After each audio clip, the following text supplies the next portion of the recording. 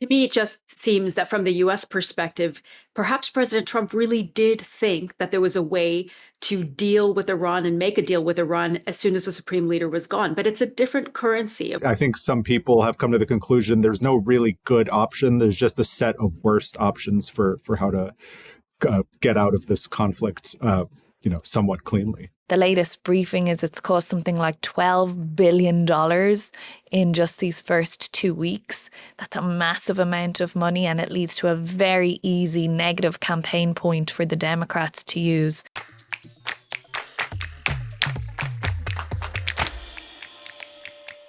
Hi guys, good to see you again. Another week. We're still in the middle of this war on Iran by the US and Israel. And poll after poll this week has shown Americans, by and large, do not support this and are asking, how does it end? When will it end? So maybe there are a couple of questions that we should explore this week ourselves. Yeah, those are especially important questions as we've heard the president issue some statements this week, both on social media and in his interviews with media, saying that the war has more or less ended, that the US has more or less completely destroyed Iran's navy, its missile capabilities. And he's used some of that wording this week that we are nearly there, but not completely there. So it's almost like he's hinting to exactly those questions that people have, that voters here in the US have, and surely many people around the world have. When and how will this war end? And yet, at the same time, again, as we discussed last week on this podcast, the messaging has been mixed. It has been mixed, and I think that's kind of added to a lot of the questions that the American public have. For example, the war could end soon kind of comment from Trump came 2 days after Secretary Hegseth said it could take weeks. So I think, if when the American public hears that, it doesn't actually answer anything. It just leads to more questions and, perhaps the perception that the plan isn't exactly clear at the White House. Because the president said soon, but not this week. And then the very next morning, Secretary Hegseth was saying this is going to be the worst attack they've ever seen. And then after that was when we saw the Strait of Hormuz issue, which we'll talk about in a bit in relation to oil prices, become a big thing. But it seems to me that whatever the Trump administration may or may not have decided, they're not the singular actor in all of this. I mean, these are joint strikes being carried out by Israel. I think Israel has quite different war aims than the US has. And then Iran is not a silent partner in when this ends either. And there are no talks that we're aware of happening. There are no diplomatic negotiations. So the complicating thing is how President Trump could just decide unilaterally that this was over. I mean, they have expressed little to no interest in regime change, whereas from the very outset, that's what Israel wants. It wants to put the regime in a place where it doesn't exist, where Iran can, as Prime Minister Netanyahu says, never pose a threat to Israel ever again. And while we hear from the president and Secretary Hegseth so often about, they've destroyed nearly all of the Iranian navy at this point, their main aim was making sure that Iran doesn't have a nuclear weapon. And although they say they obliterated the capabilities in last June, clearly that wasn't the case if they've gone to war again now. And we haven't seen any evidence that they have destroyed any nuclear capabilities in Iran. So it's hard to see how the war ends with that successful outcome at this point. Yeah, and I think the point that you made about the US's war objectives perhaps not entirely aligning really much at all with the Israeli war objectives when it comes to the long-term planning for Iran.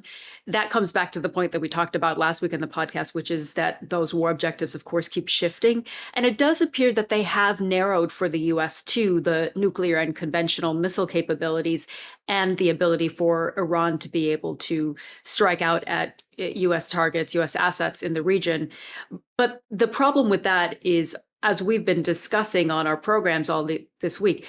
Iran's capabilities are not just, of course, on the ground, they're also on the water with the Strait of Hormuz, its ability to block the Strait of Hormuz, but also kind of guerrilla warfare and hybrid warfare tactics that Iran can use to continue to hit Gulf states.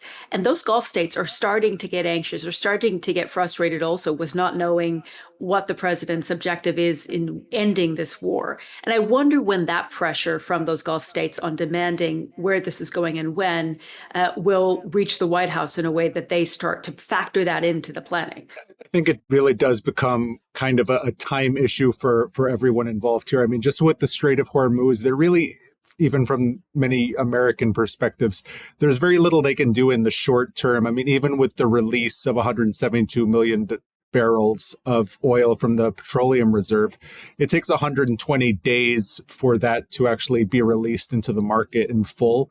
And that's a very long time for the Trump administration to have to answer to the American public about having to pay more for petrol. With the Gulf states as well, I mean, the timing issue of their airports, to which a country like the UAE, I mean, that's very much a travel hub and a huge part of its economy. The longer this goes on and that's knocked out of commission, even for hours or days at a time, that's something that would prompt those Gulf states to pressure the Trump administration to find an off-ramp. But their problem is that there's, at the moment, no one in Iran that seems willing to find an off-ramp. Certainly not a Delcy Rodriguez type that, as President Trump had suggested. I have to question at this point whether it's in Iranian interests, if you're looking at it from the regime perspective, not, of course, from the Iranian people who are paying a massive price for all of this. But if you're looking at from the sort of government perspective, where is the incentive to end this right now? You know, if they're suffering these types of losses and without that stated objective being fulfilled from the US and Israeli perspective about ending nuclear capabilities, why would Iran do anything other than continue to defend itself and retaliate? It must have been preparing for this since Operation Midnight Hammer last June, with that very limited strike, that 12-day war that we saw. So it must have a strategy and a game plan, which seems to be cause as much harm and chaos in the region as you can by striking neighbours. It must question, as you're saying there, the pressure on the US from the regional partners there, especially those that host US bases. And, you know, are they seeing the level of support and the level of protection from the US that perhaps they might have anticipated they would see in exchange for that support? So, you know, when we're not hearing much talk of active diplomacy, you have to question why Iran would bother at this stage, even if President Trump decides to end the war. And they're going to just sit there holding the Strait of Hormuz because it's kind of the crown jewel in their defense at this point.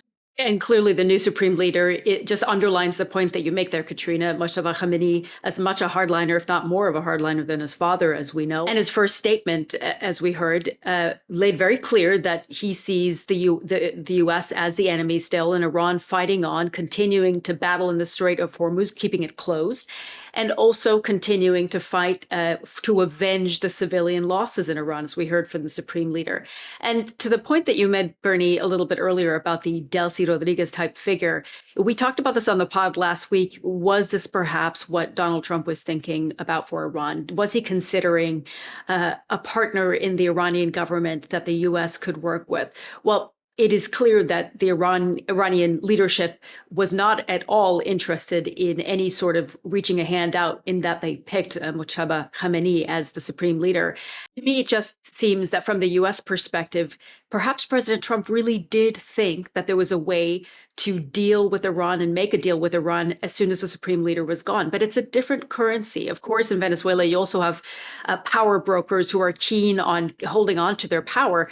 But Iran is theocracy. It's built on different ideals and will fight back in a different way. And I wonder how the president and his administration are going to deal with Iran going forward, if indeed the supreme leader is going to continue in power, which, of course, at this point appears to be the case.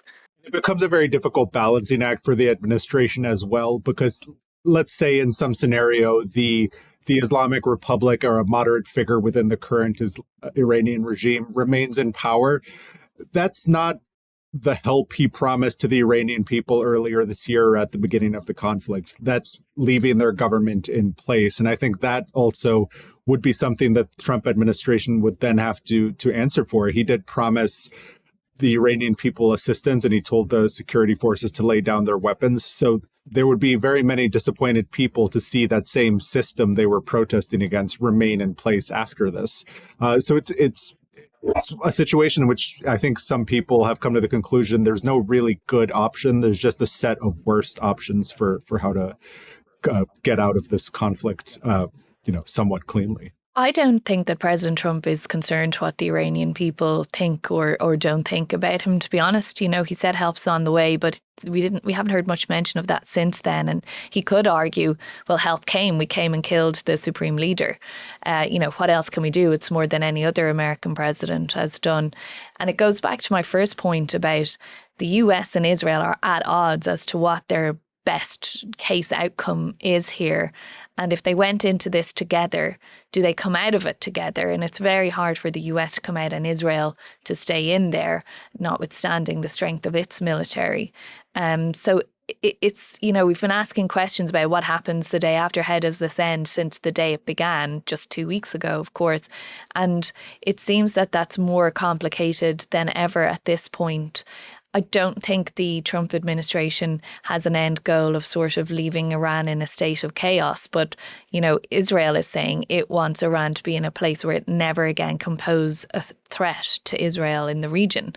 So how do those two things align? And then when you factor in what you're saying, Bernd, about the American people, all of the polls that we've seen say there's no support there, that people feel they haven't it hasn't been explained to them what even is the purpose of the first strike, never mind the 2 weeks that has followed since then. And you wonder how much strategic planning went into this, given it's the size of the operation involved. I mean, the latest briefing is it's cost something like $12 billion in just these first 2 weeks. That's a massive amount of money, and it leads to a very easy negative campaign point for the Democrats to use forever and always about, what about healthcare? What about building infrastructure in the US and all of these other demands? And you're spending all of this money in Iran, and you haven't really told us why.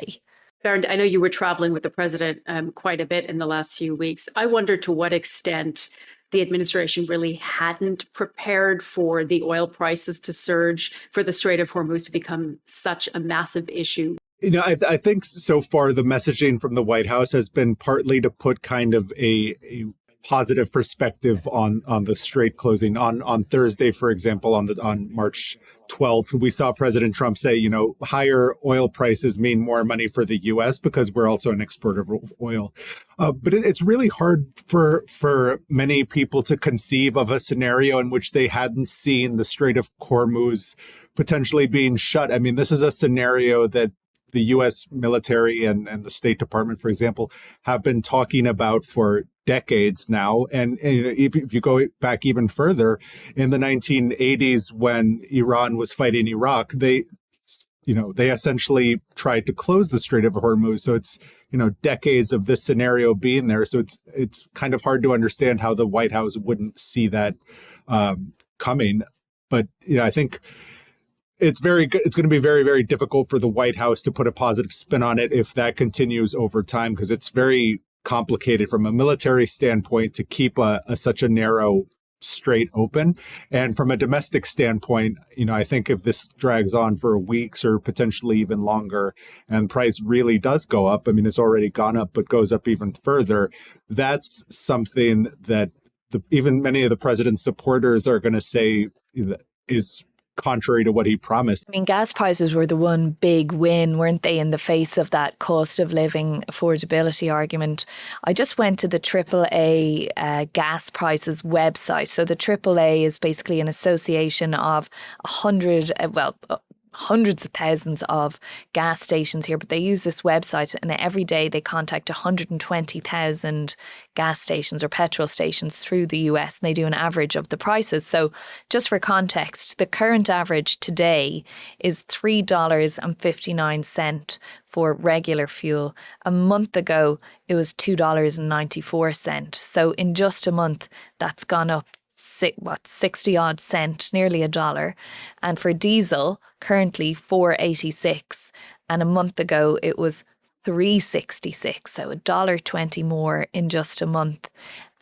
Which is quite a staggering rise just when people were starting to remark about how low the gas prices were. And that's today, and everything that we've seen happening basically says that price is going to keep going up day by day by day.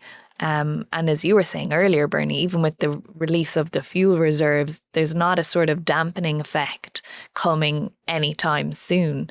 So that's a real biter that the president and his team can't really outrun quickly. And the president hasn't really even begun to discuss the kind of secondary knock-on effects of higher petrol prices domestically. I mean, if petrol is expensive domestically, shipping costs become higher. You know, the price of everything that has to move across the country becomes much higher, and across the globe as well. And I think that sort of impact is going to take a little longer to bite. But when it does, that's something that goes far beyond just going up to the petrol pump to fill your car.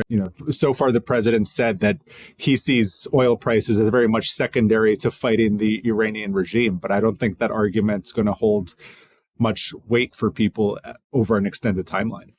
Yeah, I don't know how well that message is going to work, to say defeating this evil regime is more important than these oil prices. It might have been a message that worked quite well in the first week or so of this war, of course, after the supreme leader was killed. But now moving into this, and Baron, to the point you made about the knock-on effect on other prices, I mean, we saw now mortgage rate prices are going back up as well. They had ticked down from below 6% here in the US, and now they're ticking back up because of the costs associated with this war. We know that gas, food, and housing are the big drivers on how people feel about their cost of living. And if those are ticking up, that does spell trouble. I come back to some of the conversations I've had with Republicans who say, look, if President Trump can get these prices back under control, and it's not a switch on, switch off, as we've heard, especially with oil prices, it will take a bit of time for it to stabilize. But if he's going to say that in a week, for example, the war is deemed over, it's deemed that the US has reached its objectives, and he's able to stabilize prices again, then Americans, months from now will not necessarily remember that. But the longer this stretches and the longer that the market remains unstable, even after the war is over from the US perspective, doesn't mean Iran doesn't continue to hit Gulf states and US targets in that sense. But as long as the US is still actively involved in this war, and that remains a problem in terms of high costs, it's going to be difficult for Republicans and for the president. The other thing with the Strait of Hormuz is it's not just oil. Fertilizer comes through there as well. And when you speak to farming communities in this country, that's the big thing they're worried about. And a lot of those are in very red states and very Republican districts. And, the way farming works, you've got to buy these things in advance. Already there was a problem last year with the tariffs, but farmers were kind of protected because they had advance purchased. Now those contracts are coming up again and the prices are up and the availability is down. And so that's something that folks have been saying to me they're really worried about as well. And when you say the war ends and then President Trump sort of tries to stabilize the prices again, it begs the question, how does he do that, given we're over a year into his administration and he hasn't managed to bring down or stabilize the prices on many other groceries, which is what people had sort of trusted him to do and voted for him and his team to do as well. So I think there's a risk as well that people conflate all of this together as to what caused it. How high were the prices anyway? Was it the Trump administration? Was it the war in Iran? He, of course, no doubt will say it's a hangover from the Biden regime. But that's the problem with economic policies, isn't it? They don't come in or go out fast. So you're kind of left with what went before you. And the efforts to try and reduce those prices haven't delivered thus far, which, as we know and we've seen, Democrats bashing Republicans over the head with that in all the various special elections that we've seen so far. Any sort of executive action or kind of legislative approach to try address some of those economic issues, as you mentioned, that takes a while. I mean, at the very least, a few months to at least even begin seeing an impact. And that's really not time that the Republican Party as a whole, they just don't have that time with the midterms coming up in November. I mean, President Trump personally might have that time, but I think the concern for many lawmakers is that they become collateral damage in a way from this war in Iran, in which they're blamed as a party for Trump participating in the war. And I think that's a huge political risk for the party in general, even if perhaps not so much for President Trump personally. And as you said, Katrina, Democrats will be pointing to that $12 billion figure that you mentioned earlier, and that might not be the end of it. I mean, we're hearing reports now that if this war continues, the president could come to Congress and ask for supplemental funding, upwards of $50 billion. I asked a Democrat senator on our programs, okay, would you vote for that? Because the criticism we've heard from Republicans is if you don't vote for supplemental funding, you would be putting troops in harm's way, not ensuring that they have all the resources necessary to continue to defend U.S. interests in the region and to strike Iran's missile capabilities, for example. But he said, no, at this point, I couldn't sign on to supplemental funding. I'd have to see exactly what it's being spent for. But that would present yet another headache, yet another problem for the Trump administration if the war continues and they do need to continue funding it and the money dries up. That potentially causes problems for Democrats as well, because, I mean, I remember we were talking about this in the run up to the 2024 election. A lot of those swing districts in the swing states have very large military bases in them and have very large military populations. And this is, I think, could be quite a deciding factor, especially if we were to see that casualty toll rise. I mean, already there have been several US service members killed. There have been well over 140 or so injured, and that's just the latest figures. If that goes up, that causes a problem for the Republicans in military parties, in military communities. If Democrats are seen, as you say, Sumi, to not provide the correct amount of funding and resources, even if they're doing it for a kind of bigger reason as they would see it, that will be a problem for them in those districts with military families as well. And it goes back to, this thing, how many times have we said it with the President Trump campaigning not to get involved in these forever wars? And yet here we are, notwithstanding everything we've said about him wanting to end it in a week or two, that may not be the case. I think for the Democrats, it would be kind of an own goal to kind of find themselves in the position of being labeled as the party that doesn't support the troops. I mean, that's probably still one of the institutions in the United States that has the most bipartisan support. So I think they'll be very careful to avoid any sort of perception that they're not supporting the troops. So it's a very difficult communications act also to support the troops, but also not support the conflict that they're involved in and the issue that's putting them in harm's way. I think what'll be tricky for President Trump is just what we've been discussing is this balancing act he's going to have between wanting to say that this mission is ended and it's been a roaring success, and also understanding that Iran, with the current regime in place, will continue to, in the sense that he's described it, pose a threat. And he will be under pressure from those hawks, Iran hawks in the Republican Party, who will say,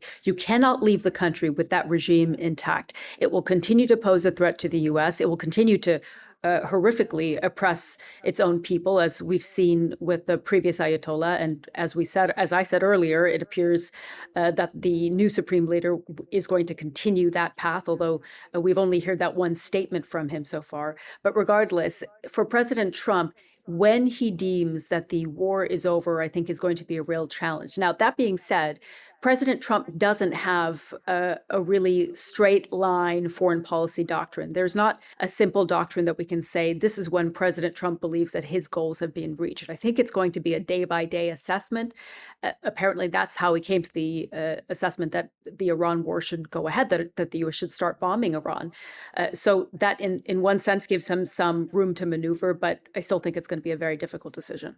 And we heard that exact point from within the Republican Party, Sumi, that you're referencing there from Senator Lindsey Graham at the start of the week, saying shortly around the time that the president was saying this will be over soon, he was like, no, it won't, not as long as the Ayatollah is still in place. So it just shows there's conflicts within conflicts within conflicts. I suspect this will be the main topic we'll be discussing on the podcast next week as well, because it does just have ramifications into so many other parts of American domestic political life at the moment.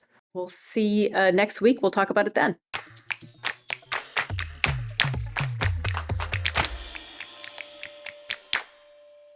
If you enjoyed this episode of The President's Path, then like and subscribe to our YouTube channel. We would love to hear from you, so please leave us a comment below or email us on path@bbc.co.uk.